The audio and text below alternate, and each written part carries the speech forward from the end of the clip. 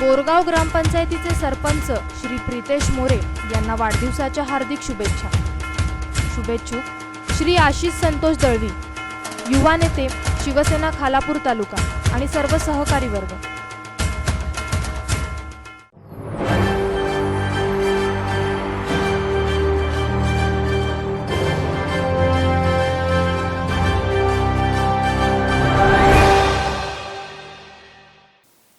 सार्वजनिक बांधकाम खात्याची उदासीनता एका युवकाच्या जीवावर बेतली आहे। नेरळ-कळंब रस्त्यावर खचलेल्या ठिकाणी मोरी न टाकता खोदकाम केल्यामुळे झालेल्या अपघातात जीत पाटील हा तरुण गंभीर जखमी झालाय।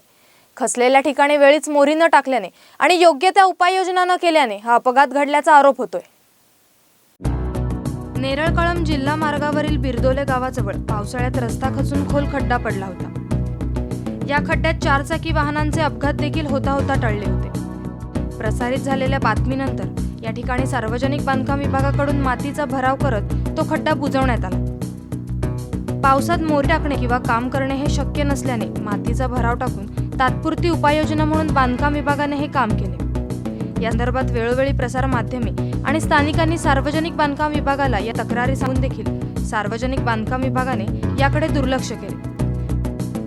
फक्त या ठिकाणी स्थानिकांच्या सांगण्यावरून भराव करण्यात येत असे।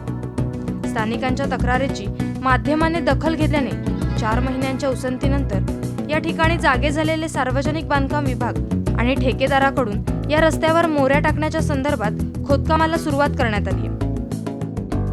परंतु खोदकाम केल्यानंतर शेतातून रस्ता तयार करण्यात आलाय। हा रस्ता करताना ठेकेदारांनी दगडी आडव्या टाकल्या।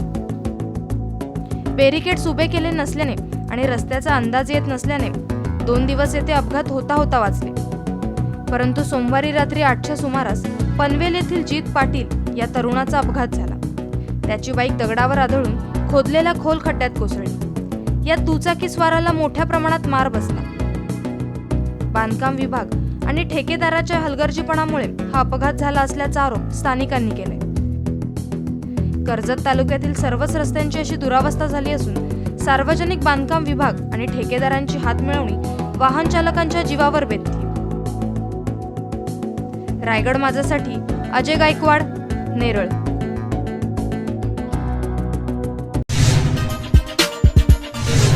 बेल आयकॉन दाबा आणि यासारख्या इतर बातम्या बघण्यासाठी आमच्या चॅनलला सबस्क्राइब करायला विसरू नका।